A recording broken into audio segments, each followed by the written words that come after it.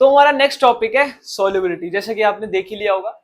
तो सॉल्युबिलिटी होता क्या है? देखो, the maximum amount of solute is added to 100 gram of solvent. ठीक है, the maximum amount of solute is added to 100 gram of solvent. अब इसका मतलब क्या है? देखो, मैंने आपको 100 ग्राम ऑफ सॉल्वेंट दे दिया, ठीक है, और इनफाइनाइट अमाउंट ऑफ नमक दे दिया।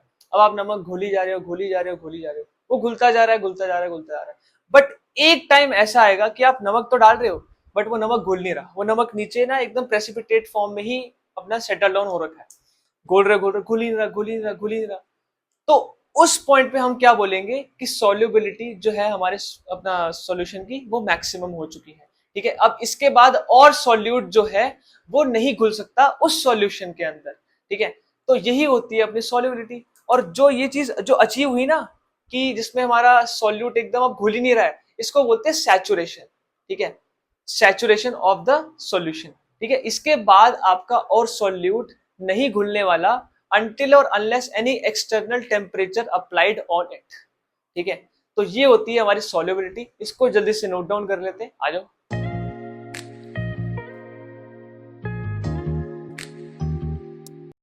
अब ये इसकी डेफिनेशन होती है, जल्दी से इसको नोट डाउन कर लो, फिर आगे बढ़ते हैं। So next our subtopic is types of solutions. ठीक है, on the basis of their solubility. तो there are 3 types of solutions. ठीक है, जिसका सबसे पहला नाम होता है अनसैचुरेटेड सॉल्यूशन। दूसरे वाले का होता है सैचुरेटेड, जो कि मैंने अभी आपको बताया भी था। और तीसरे वाले का होता है सुपर सैचुरेटेड। अब अनसैचुरेटेड क्या होता है, सैचुरेटेड क्या होता है, सुपर सैचुरेटेड क्या होता है, इसको हम डेफिनेशंस में लिखेंगे। जल्दी से इसको नोट डाउन कर लो, फिर डेफिनेशन लिख रहे हैं।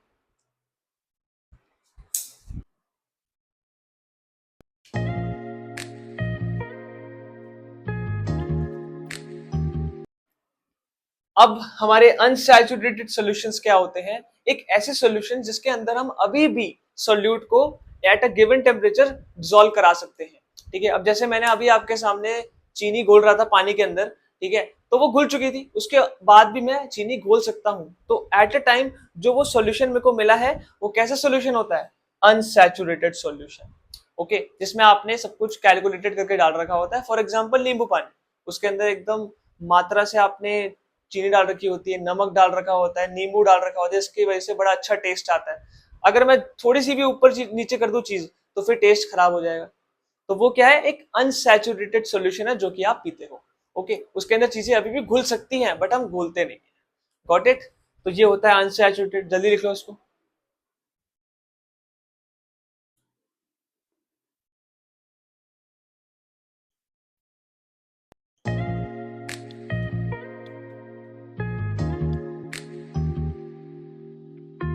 अब हमारे सैचुरेटेड सॉल्यूशंस क्या होते हैं? Solutions which hold maximum amount of solute possible if more added then it remains undissolved. ठीक है, अब जैसे मैंने उसी पानी को ले लो, उस पानी के अंदर मैंने दबा के चीनी घोल दी। ठीक है, उसके बाद क्या होगा? एक सैचुरेशन लेवल आ जाएगा। ठीक है, जिसके बाद उस सॉल्वेंट के अंदर उतनी क्षमता नहीं रहेगी कि मैं और सॉल्यूट को अपने अंदर घोल पाऊं। ठीक है, तो फिर क्या होगा? जो चीनी होगी नीचे बैठना शुरू कर देगी। उसको हम क्या बोलते हैं? Saturated solution. ठीक है, जल्दी से नोट डाउन कर लो, फिर सुपर सैचुरेटेड लिखते हैं।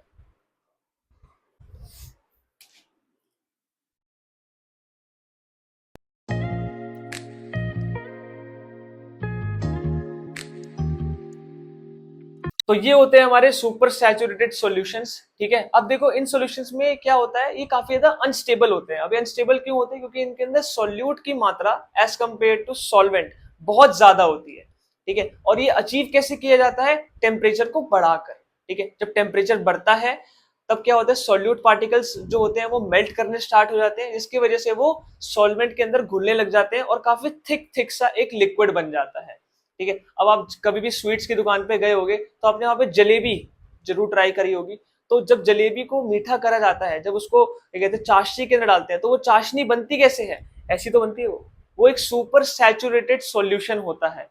ठीक है, जिसके अंदर चीनी बहुत ज्यादा होती है और पानी कम होता है। और वो कैसे बनाया जाता है?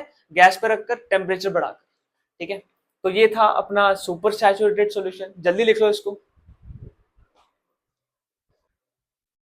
तो इसी के साथ जो हमारा मिक्सचर वाला पार्ट है इस टॉपिक से हमारा खत्म होता है, ठीक है। और एक छोटा सा टॉपिक हमारा बाकी है जिसे हम बोलते हैं सॉल्युबिलिटी कर्व, जो कि सॉल्युबिलिटी वर्सेस टेम्परेचर के बीच में होता है। उसको मैं क्वेश्चन फॉर्म में कराने वाला हूँ, जो कि वीडियो मेरी नेक्स्ट आने वाली है। उसके अंदर मैं जितना भी अभी तक हमने पढ़ाई करी है, हम हर एक छोटे छोटे क्वेश्चन लेंगे। और यस, कंसंट्रेशन टर्म्स के तो क्वेश्चन दूंगा ही दूंगा। और यस, जो मैंने अभी आपको क्वेश्चन कराए थे उसकी जो ड्राइव लिंक है वो भी डाल दूंगा मैं डिस्क्रिप्शन के अंदर, तो उसको करना मत भूलना।